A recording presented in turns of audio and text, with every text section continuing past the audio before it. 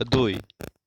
চাৰিওফালে জোপোহা গছ, ঘন ঘন বন, কতো এটি চৰাইৰ মাত নাই, আনকি কীট পতংগৰ কোনো শাৰী শব্দ নাই। জুলুৱে চাৰিওফালে এবাৰ চাই গহীন খোজেৰে বিলখনৰ ফালে অগ্ৰসৰ হ'ল।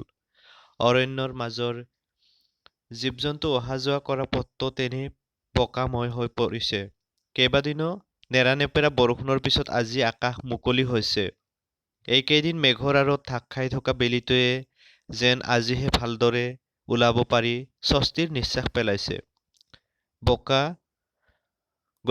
খচকি খচকি জুলু আগুৱাই গৈ থাকিল। হঠাৎ সন্মুখৰ এটা জোপোহা লৰচৰ কৰি উঠাত জুলু ৰৈ গ'ল।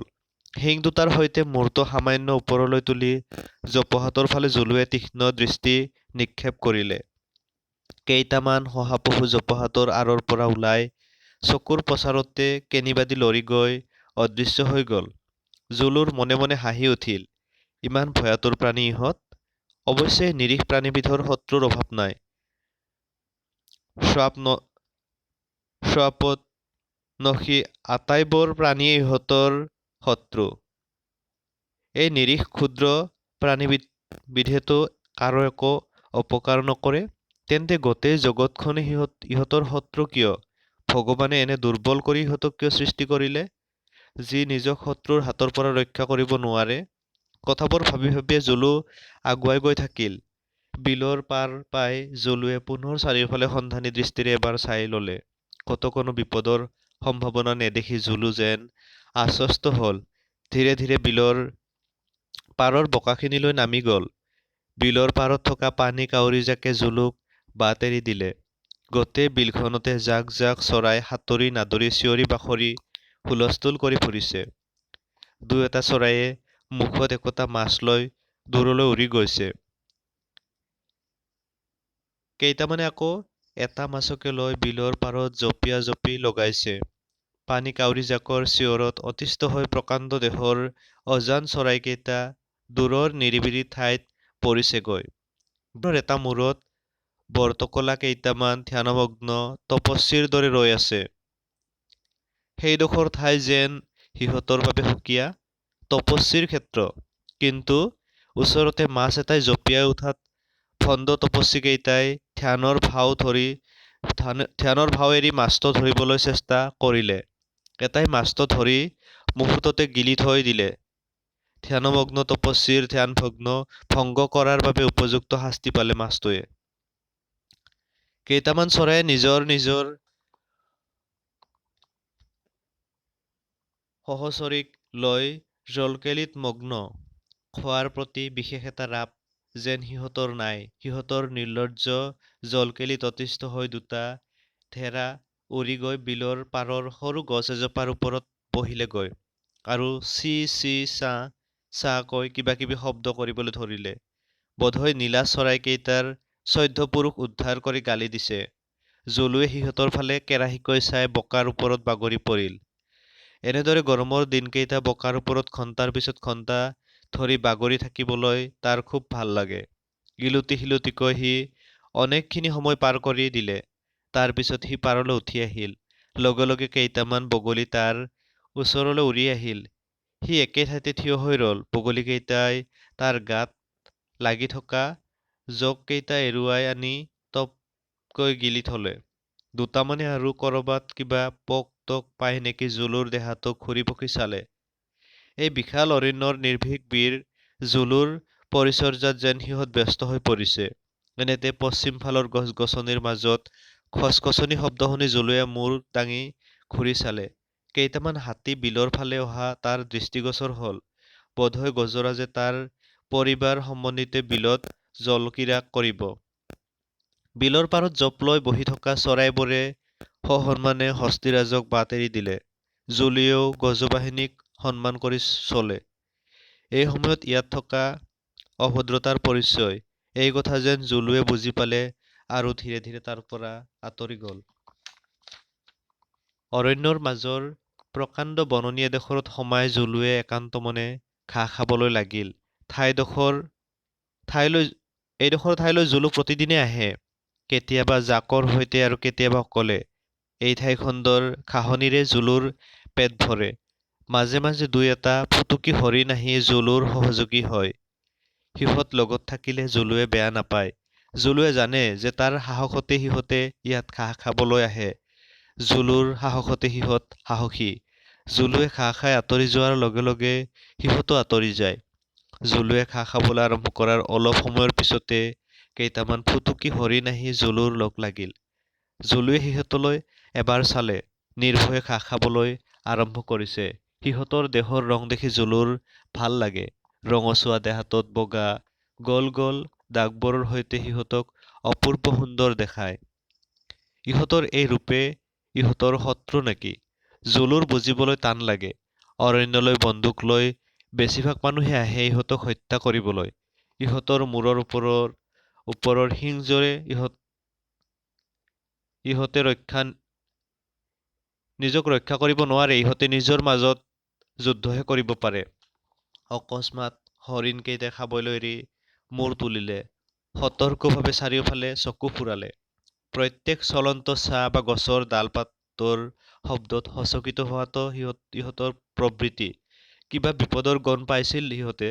জুলুৱে ঘাঁহ খাই থকাৰ মাজতে সিহঁতলৈ দুই এবাৰ লক্ষ্য কৰিলে। সিহঁতে যে কিবা কাৰণত ভয় খাইছে জুলুৱে বুজি পালে, যদিও সি হৰিণকেইটাৰ দৰে উৎকণ্ঠিত নহল। সিহঁতে সহজাত স্বাভাৱিক ভয় বিপদৰ বাবে সকলো সময়তে সতৰ্ক থাকিবলগীয়া হয়। হৰিণকেইটা যেতিয়া বেছি উত্তেজিত হল, জুলুৱেও মূৰ তুলি চাৰিওফালে চাবলৈ ধৰিলে। অকস্মাত হৰিণকেইটাই সেই ঠাই এৰি শবদে লৰিবলৈ ধৰিলে। জুলু অবাক হল। পিছ মুহূৰ্ততে সিও হৰিণকেইটাক অনুসৰণ কৰি দূৰে দূৰে অগ্ৰসৰ হল। অনেক দূৰলৈ বিপদৰ কোনো উৎস নেদেখি জুলুৱে হৰিণকেইটাক অনুসৰণ কৰিবলৈ এৰি আনফালে অগ্ৰসৰ হল। সূৰ্য ইতিমধ্যে পশ্চিম আকাশত। অলপ পিছতে দিগন্তৰ বুকুত মুখ লুকুৱাব। ওখ ওখ গছৰ পাতৰ ওপৰত আহি পৰিছে সূৰ্যৰ শেষ উষ্ণ স্পৰ্শ। গছৰ মূৰবোৰ তাৰ ৰঙীন আভাৰে ৰক্তিম। অলপ পিছতে অৰণ্যৰ বুকুলৈ অন্ধকাৰ নামি আহিব। জুলু অত্যন্ত সতৰ্কতাৰে আগুৱাই গৈ থাকিল। অৰণ্যত তাৰো শত্ৰুৰ অভাৱ নাই। সকলো সময়তে সতৰ্কতাৰে ঘূৰিব লগা হয়। সাৱধানৰ যে মৰণ নাই সিও বুজে সেই কথা। কেতিয়াবা সি নিশাটো অৰণ্যৰ বাহিৰলৈ গৈ গাঁৱৰ মহৰ খুঁটিবোৰৰ মাজত কটাই আহে। নহলে কোনো এডোখৰ বিপদমুক্ত ঠাই বাছি লৈ সি নিশাটো পাৰ কৰে। এই অৰণ্য কিমান সুন্দৰ, ৰূপৰ যেন তুলনা নাই।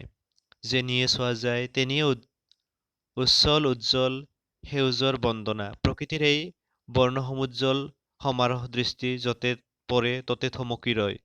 কিন্তু এই অপূৰ্ব সুন্দৰ সেউজ শ্যামলৰ মাজত ক'ত সৰ্বনাশে চপ লৈ আছে কোনে জানে। অৰণ্যত অন্ধকাৰ শীঘ্ৰে নামে। এই অন্ধকাৰলৈ জুলুৰ ভয় নাই। অন্ধকাৰৰ মাজতে ডাঙৰ হৈছে সি। গহন বনৰ মাজত অকলে ঘূৰিবলৈ সি ভয় নকৰে। নিবিড় নিৰ্জন অৰণ্যত অন্ধকাৰৰ মাজে মাজে অকলে সদায় ঘূৰে সি। তথাপি তাৰ ভয় নালাগে। অকস্মাত এটা মৃদু আৰ্তচিৎকাৰ জুলুৰ কাণত পৰিল। লগে লগে জুলু ৰল। জুলুৰ ষষ্ঠ ইন্দ্ৰিয় সাংঘাতিক শক্তিশালী। সেই ইন্দ্ৰিয়ৰ জৰিয়তে লগে লগে সি অনুমান কৰি ললে যে অৰণ্যৰ কোনো দুৰ্বল প্ৰাণী কিবা বিপদত পৰিছে। মূৰ দাঙি বতাহত কিবা গন লবলৈ চেষ্টা কৰিলে জুলুৱে, আৰু পিছ মুহূৰ্ততে একেজাপে ঘূৰি অহা বাটেৰে লৰি যাবলৈ ধৰিলে। হাবি বন ভাঙি জুলুৱে অন্ধকাৰৰ মাজেৰে বতাহৰ বেগেৰে আগুৱাই গল। কিছুদূৰ যোৱাৰ পিছতে সি থমকি ৰল আৰু ওপৰলৈ মূৰ তুলি বতাহত ঘ্ৰাণ লৈ কিবা বুজিবলৈ চেষ্টা কৰিলে। তাৰ পিছত সন্তৰ্পণে আগবাঢ়িল প্ৰকাণ্ড প্ৰকাণ্ড গছবোৰৰ আঁৰলৈ। চিকাৰ কৰিবলৈ আগবঢ়া বাঘো তেনেদৰে নিশব্দে আগবাঢ়িব নোৱাৰে। জুলুৰ ই এক বিশেষ গুণ। এজোপা জোপোহা গছৰ আঁৰলৈ জুলুৱে সন্মুখলৈ চালে। সন্মুখৰ সামান্য মুকলি ঠাইখণ্ড য'ত জুলুৱে কিবা দেখা পাব বুলি ভাবিছিল, তাত সি একোকে দেখা নাপালে। জুলু কিন্তু হতাশ নহল। গছজোপাৰ আঁৰৰ পৰা ওলাই সি মুকলি ঠাইখণ্ডত থিয় হৈ ঠেঙৰ ওচৰৰ মাটিখিনি শুঙি চালে। সি ঠিকেই অনুমান কৰি আহিছে। নিৰীহ অজলা হৰিণ এটাক খন্তেক আগতে এই ঠাইতে মাংস ললোপ হিংস্ৰ শ্বাপত বাঘে হত্যা কৰি লৈ গৈছে। কিন্তু জুলুক ফাঁকি দি হত্যাকাৰী হাৰিব ক'ত? বতাহত শ্বাপদৰ গাৰ গন শুঙি জুলুৱে অনুসৰণ কৰি হত্যাকাৰীক বাহিৰ কৰিব পাৰে। যদি বতাহ অনুকূলে নাথাকে তেতিয়াও জুলু বিচলিত নহয়, তাৰ তীক্ষ্ণ দৃষ্টিয়ে অনুসৰণ কৰে। হত্যাকাৰীৰ খোজৰ চিন। তৃণভোজী প্ৰাণীক অনাহকত হত্যা কৰা জুলুৰ সহ্য নহয়। সিহঁতে কাৰ অপকাৰ কৰিছে? জুলুৱে সেই ঠাইৰ পৰা বতাহত গন্ধ লৈ সাৱধানে আগুৱাই গৈ থাকিল। নাহৰ ফুটুকী বাঘ এটাই হৰিণ বধ কৰি মুখত কামুৰি লৈ গৈ থকা অকস্মাত জুলুৰ দৃষ্টিগোচৰ হ'ল। লগে লগে জুলু সাৱধান হ'ল। এজোপা গছৰ তলত বাঘটোৱে পহুৰ শটো ৰাখি নিজৰ ঠেঙৰ হাতোৰাখন চেলেকিলে। অলপ পিছতে সি খাবলৈ আৰম্ভ কৰিব। জুলুৱে পুনৰ এজোপা গছৰ আঁৰ লৈ বাঘটোলৈ চাই আক্ৰমণৰ প্ৰতীক্ষাত ৰল। বাঘৰ দৰে পৰাক্ৰমী শত্ৰুক হঠাৎ আক্ৰমণ নকৰিলে পৰাভূত কৰা অসম্ভৱ। এই কথা জুলুৱে ভালদৰে বুজে। সেয়ে জুলুৱে নিশব্দে পিছুৱাই গৈ ঘূৰি বাঘটোৰ পিছফালে গৈ উপস্থিত হ'ল। বাঘে ইতিমধ্যে হৰিণৰ দেহত কামোৰ বহুৱাইছে। অকস্মাত এটা শব্দ হ'ল, সামান্য শব্দ। সেই শব্দতে বাঘটোৱে খাবলৈ এৰি পিছলৈ ঘূৰি চালে। লগে লগে চকু পৰিল কিছু আঁতৰত থিয় হৈ থকা মূৰ্তিমান যম জুলুৰ ওপৰত। কিন্তু বাঘটোৱে সতৰ্ক হোৱাৰ সময়েই নাপালে। ধুমুহাৰ বেগেৰে লৰি আহি ক্ৰুদ্ধ জুলুৱে বাঘটোৰ পেটত প্ৰচণ্ড জোৰেৰে এটা খুন্দা মাৰিলে। জুলুৰ যাঠীৰ দৰে তীক্ষ্ণ জঙা শিং এটা বাঘটোৰ পেটেদি সোমাই পিঠিয়েদি ওলাই গ'ল। তীব্ৰ ঘৃণা আৰু বিদ্বেষেৰে মহাশত্ৰু বাঘটোক শিঙৰ ওপৰত উঠাই লৈ জুলুৱে জোকাৰিবলৈ ধৰিলে। বাঘৰ দেহৰ উষ্ণ তেজৰ ধাৰ শিং দুটাইদি বৈ আহি জুলুৰ মুখমণ্ডল ৰাঙলী কৰি দিলে। পেটৰ গোটেইবোৰ নাড়ী-ভুৰু ওলাই ওলমি পৰিল। তথাপি জুলু ক্ষান্ত নহ'ল। কিছু সময়ৰ পিছত প্ৰবল ঘৃণাৰ সৈতে শিঙৰ পৰা জোকাৰি বাঘটো মাটিৰ ওপৰত পেলাই দি জুলুৱে হৰিণাটোলৈ ঘূৰি চালে। খুব দুখ লাগিল তাৰ। সিহঁতৰ দৰে তৃণভোজী প্ৰাণীবোৰৰ প্ৰতি সৃষ্টিকৰ্তা ইমান নিষ্ঠুৰ কিয়? সৃষ্টিকৰ্তাৰ ওপৰত সিহঁতে কি দোষ কৰিলে? এইবোৰ কথা ভাবিলে জুলুৰ ভীষণ দুখ লাগে। হৰিণৰ মৃতদেহটোৰ ওপৰত দুটোপাল অশ্ৰু পেলাই জুলু সেই ঠাইৰ পৰা আঁতৰ হ'ল। এয়াই যেন জুলুৰ কাম। অৰণ্যৰ অতন্দ্ৰ প্ৰহৰী জুলু। দুৰ্বলীৰ ওপৰত বলিয়ে অত্যাচাৰ কৰিলে জুলুৰ সহ্য নহয়। যিকোনো প্ৰকাৰে সি প্ৰতিশোধ ল'বই। কিন্তু কেতিয়াবা প্ৰতিশোধ ল'বলৈ গৈ নিজেই বিপদৰ গৰাহত পৰে। নিজৰ প্ৰাণক লৈ টনাটনি হয়। তথাপি জুলু পিছ নুহুকে। দিনৰ পিছত দিন সি প্ৰতিশোধৰ বাবে অপেক্ষা কৰে। জুলুক ওচৰ-পাঁজৰৰ সকলো মানুহে জানে, চিনি পায়। অৰণ্যলৈ তাৰ ভয়তে কোনো নাহে। জুলুৰ দৃষ্টিত পৰিলে কাৰো ৰক্ষা নাই। যি চিকাৰীয়ে জুলুৰ কথা জানে, তেওঁলোক গোপনে চিকাৰলৈ আহিলে জুলুৰ বাবে বৰ সাৱধান। জুলু অৰণ্যৰ যি ঠাইতে নাথাকক, গুলীৰ শব্দ কাণত পৰিলে লৰি আহে ঘটনাস্থলীলৈ। সেয়ে কিছুমান কূটনীতিজ্ঞ লোকে জুলুক বলিয়া মহ আখ্যা দি তাক শীঘ্ৰে নিপাত কৰিবলৈ চৰকাৰলৈ আবেদন জনাইছিল। চৰকাৰে আবেদন মঞ্জুৰ কৰিছে যদিও একমাত্ৰ বাধাৰ সৃষ্টি কৰিছে স্থানীয় বন বিভাগৰ বিষয়া পৰীক্ষিত দত্তই। এইখন অভয়াৰণ্যৰ কাৰ্যভাৰ গ্ৰহণ কৰা পৰীক্ষিত দত্তৰ বেছিদিন হোৱা নাই। তেওঁৰ আগতে আছিল বিমল বৰুৱা। তেওঁ মহটো মৰাৰ বিষয় লৈ বেছি চেষ্টা কৰিছিল। চৰকাৰলৈ আবেদন জনাবলৈ স্থানীয় মানুহক উচটনি দিছিল। কিন্তু পৰীক্ষিত দত্ত আহিয়ে মহটো মৰাত বাধা দিলে। বিমল বৰুৱাই নিজেও যে কেইবাবাৰো জুলুক হত্যা কৰিবলৈ চেষ্টা কৰিছিল, এই কথা পৰীক্ষিত দত্তই আহি গম পালে। জুলুৰ গতিবিধি কেইবাদিনো লক্ষ্য কৰি পৰীক্ষিত দত্ত নিশ্চিত হ'ল যে জুলু বলিয়া নহয়, বৰঞ্চ সি অৰণ্যৰ এক ব্যতিক্ৰম। মানুহৰ দৰে তাৰ জ্ঞান বুদ্ধি, সাহস আৰু শক্তিও যথেষ্ট।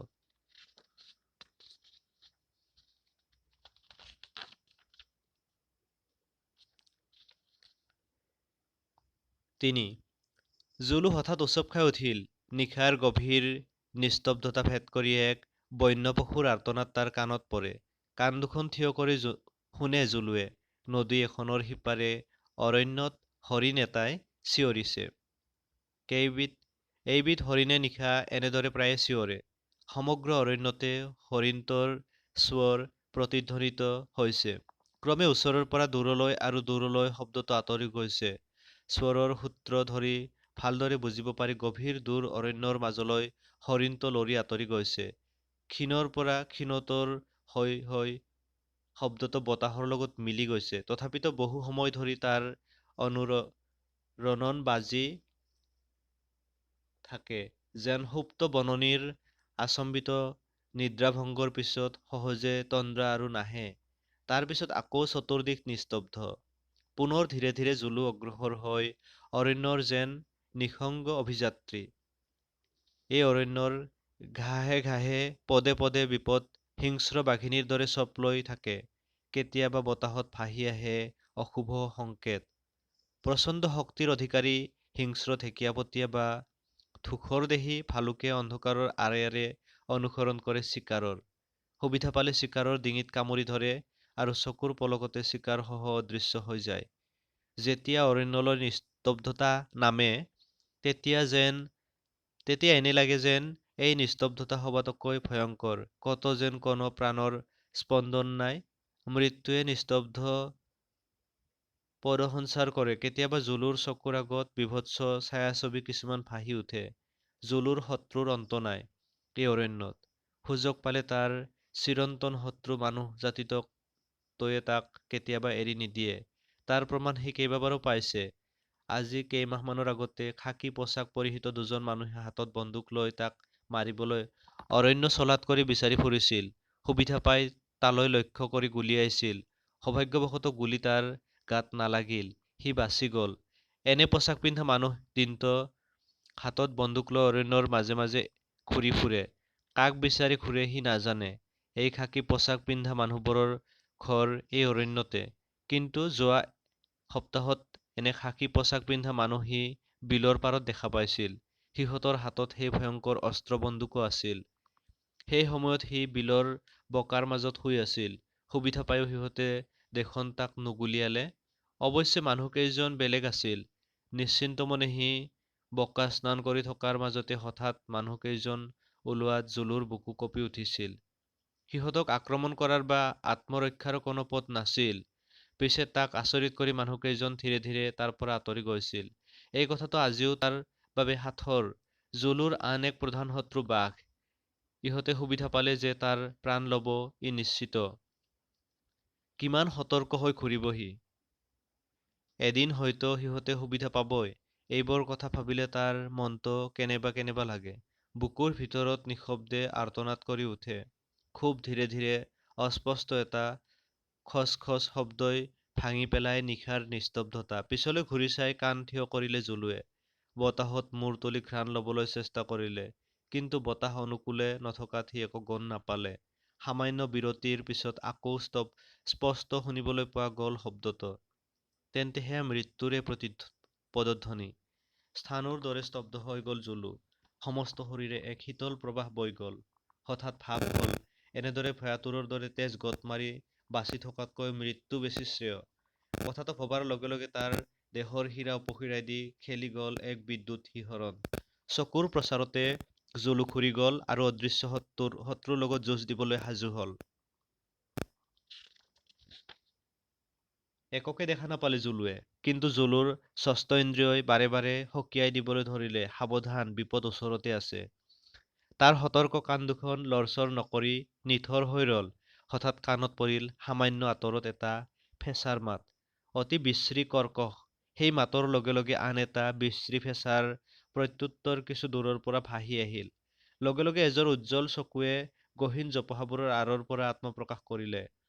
জুলুৱে এক অস্বাভাৱিক বিকট চিৎকাৰ কৰি আগ ঠেঙেৰে সজোৰে মাটিত আঘাত কৰিলে। জুলুৱে স্পষ্ট দেখিবলৈ পালে প্ৰকাণ্ড ঢেকীয়াপতীয়া বাঘটো ইয়াতেই তেন্তে প্ৰথমৰ পৰাই তাক অনুসৰণ কৰি আহিছে। বাঘটোৱেও এটা প্ৰচণ্ড গৰ্জন কৰিলে। জুলুৱে কিন্তু ভয় নকৰিলে। জুলুৱে জানে যে ভয় কৰি পিছ হুহুকি গলেই তাৰ দেহৰ ওপৰত জঁপিয়াই পৰিব। বাঘটোক আক্ৰমণ কৰিবলৈ সুবিধা নিদি জুলুৱে তাৰ ওপৰত তীক্ষ্ণ দৃষ্টি ৰাখি নাকেৰে ফচ ফচ শব্দ কৰিবলৈ ধৰিলে। বাঘটো মুহূৰ্ততে অদৃশ্য হল। জুলুৱে সতৰ্কতাৰে ইফালে সিফালে লক্ষ্য কৰিলে, কিন্তু কতো বাঘটো দেখা নাপালে। সি ভালদৰে বুজিলে যে প্ৰকৃততে বাঘটো আঁতৰি যোৱা নাই। তাক বিভ্ৰান্ত কৰি অসতৰ্ক মুহূৰ্তত তাক আক্ৰমণ কৰাৰ চেষ্টাহে কৰিছে। সেয়ে জুলুৱে একে ঠাইতে ঘূৰি ঘূৰি চাৰিওফালে লক্ষ্য কৰিলে। বতাহত বাঘৰ দেহৰ ঘ্ৰাণ ল'বলৈ চেষ্টা কৰিলে, কিন্তু জুলুৱে বাঘটোৰ অৱস্থিতিৰ একো উমানেই ধৰিব নোৱাৰিলে। খন্তেক পিছতে বিপৰীত ফালে আকৌ সেই ভয়ানক চকুযোৰ দেখাৰ লগে লগে জুলুৱে বিদ্যুৎ গতিৰে ঘূৰি পুনৰ ফেপেৰি পাতিলে। মুহূৰ্ততে চকুযোৰ অদৃশ্য হ'ল। অত্যন্ত ধূৰ্ত এই বাঘবোৰ। চোৰৰ দৰে ইহঁতে যেতিয়া বনৰ আঁৰে আঁৰে লুকা-ভাকু খেলে, তেতিয়া এক মাৰাত্মক অভিসন্ধি লুকাই থাকে। সেই লুকা-ভাকু খেলৰ মাজত সিহঁতৰ গোপন অভিসন্ধি আৰু চোৰৰ দৰে ভাৱবোৰ জুলুৱে ভালদৰে বুজে।